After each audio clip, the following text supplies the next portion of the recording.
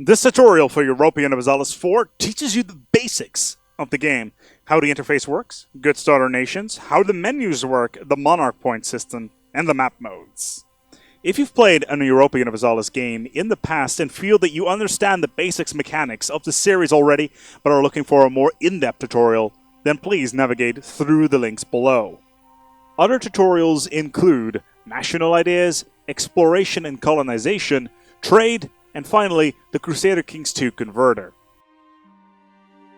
Europa Universalis 4 is a game where you play as a nation, from your humble beginnings at the start of the game to a potentially world-spanning empire at its end.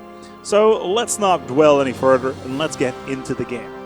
As we start the game, we're greeted by the following screen, and it has the usual features such as single-player, multiplayer, options, additional content, etc. And for the sake of this tutorial, let's head into the single player.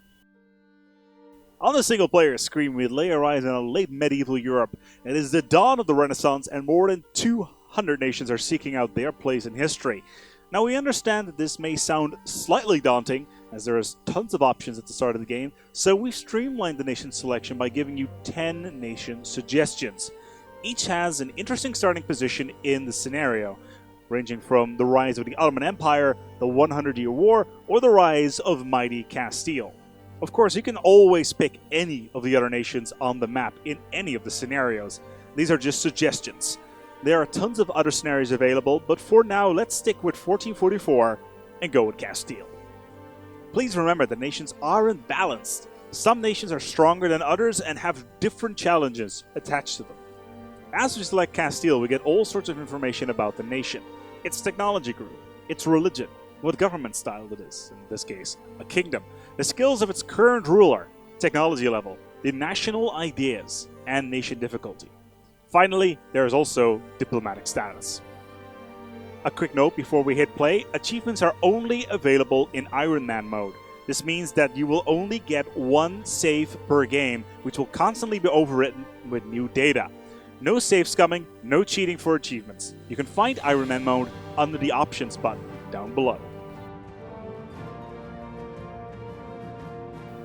As the game starts, you'll be in terrain map mode. This mode is useful for combat, as terrain will impact the performance of your armies as they march across the world and how they will deal with attrition, such as winter will cause more losses than summer. Different terrain will give different bonuses to armies. For instance, an army which engages an enemy whilst crossing a river will have a more difficult time winning battles. Also, mountains are particularly difficult places to attack, whilst defending mountains will be quite a lot easier. Next is diplomatic map mode. This map mode is the one you'll most likely spend most of your time in, as it clearly defines who owns what. The trade map mode, which shows you the flow of trade around the world. Imperial map mode, which will only be used by nations in the Holy Roman Empire. Sphere of Influence map mode, which shows who your vassals are. And finally, diplomatic map mode, which shows you who your friends and enemies are and where your claims lie. Feel free to experiment with other map modes. Some players prefer certain ones over others, so it's really up to you to decide which ones you like the most. Let's take a look at our nation. The first screen, the government, is the hub of the Monarch Points system. Every month you will accrue points which can be used on various things like technology, ideas, integrating regions into your empire, cultural changes, and many more. Choosing where to invest your points is what's going to dictate your entire game. Should I go for technology? Change the culture in an area over there? Make my empire more stable? Or should I invest into a national idea which will help me in the long run? The amount of points you get depend on two things: your ruler and his or her advisors. Your ruler has certain skills in 3 departments: administrative, diplomatic, and military. You can augment your Monarch Point income by hiring advisors. Advisors generate 2 bonuses. They add Monarch Points, and they add a national bonus to your nation, ranging from cheaper technology, better diplomatic relations, or extra prestige. They're on the payroll, so they can be quite expensive, so you have to balance the budget there. As you can see, King Juan II is a poor ruler, and his heir is even worse. This puts Castile in an interesting position at the start of the game. Therefore, your choices are going to be difficult, but challenging. Next is the diplomatic window. This is how we can find out who likes us the most and how we can influence them, what our current diplomatic status is, basically. For example, it looks like right now we're in a truce with Granada while not having any other diplomatic options open. We can also set our rivals here, which will cost several diplomatic points, but gives us more prestige while fighting them. If we click on Granada, the window changes to that nation. Who is ruling it, their opinion of us, and our opinion of them. And it looks like right now we don't like each other all too much, which may have something to do with the Reconquista.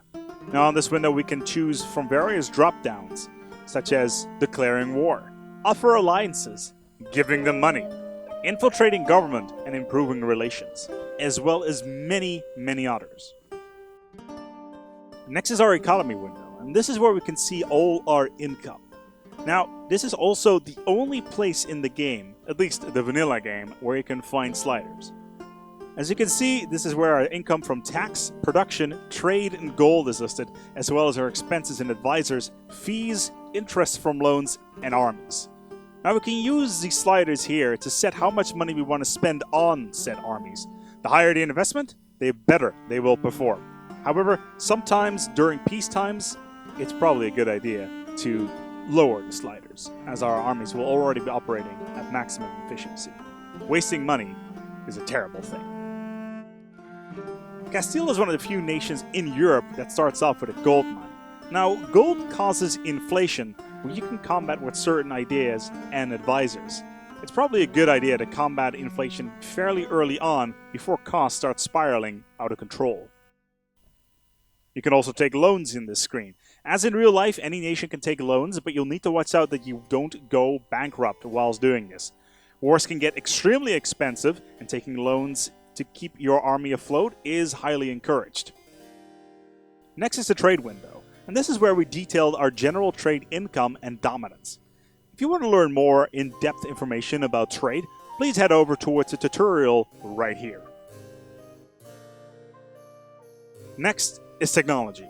In order to stay relevant throughout the centuries, a nation will have to develop better technology as time goes by, and this is done by spending Monarch Points on the subject you want to develop on. As Castile, a Western nation gets different technology than, say, Algeria, who are in a Muslim tech group. Non-Western tech groups have more expensive technology and will have a more difficult time keeping up with Europe in the realm of technology. This is generally offset by more powerful ideas and different playstyles. However, a group, say, like the Mesoamericans, have a massive disadvantage and are some of the most difficult nations to play in the game, mainly because of lacking technology. National ideas allow you to shape your nation and specialize, and this is where you can make your nation into a militaristic powerhouse, a trade giant, or a colonial empire, and many more. Like with technology, decisions cost Monarch Points and you can only get 8 different idea groups.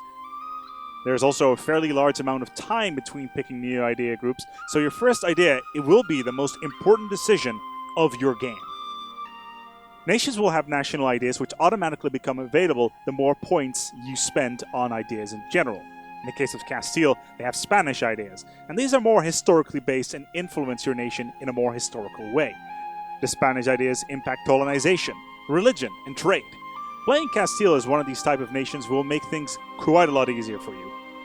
Of course, you can also choose to completely ignore these ideas and go conquer France. We're not judging. As for a more in-depth look on this, head over towards the ideas tutorial here. Next is the missions and decisions window. This is where we list a few short-term goals for you that have various rewards for completing them. Also, this lists national decisions you can make, such as forming Spain, enacting the Liquor Act, or standardizing weights. All of these decisions have implications and rewards for your nation. Hover over the question mark to find out what you need to do in order to be able to make these decisions.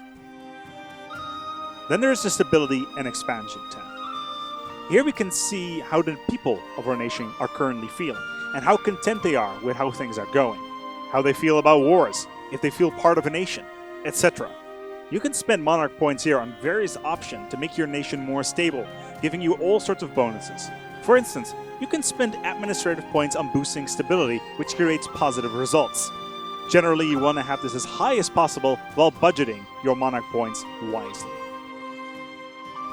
Under Religion tab, we can see the status of our nation and its national religion. Currently, it's Catholic. Now, Catholics aren't particularly tolerant of other religions, so you'll have to deal with that. If you have enough money and prestige, you can become Defender of the Faith, which gives you extra missionaries which you can use to convert more provinces. It also increases your prestige and military morale. Finally, we get to the military tab. If military conquest is your preferred method of expansion, then this window is going to be important. Here you can see what sort of units your armies are made up of. Different types of units are going to affect your nation's armies differently than others. For instance, we currently have Latin Medieval Infantry selected, which is a balanced army unit, being good on both defensive as well as offensive. However, we can decide to change our armies to something a bit more aggressive. Halberd Infantry gets bonuses to offensive morale while being terrible at defending. This in combination with the terrain and morale is going to seriously impact your ability to compete. Remember, you can mix and match unit types, and when you change them, your armies will deplete all morale, so you'll have to wait before they can do anything, as armies cannot move without morale. This wraps up the basic overview for Europa Universalis 4. For more details, head over towards the other tutorials, and good luck carving out your place in history.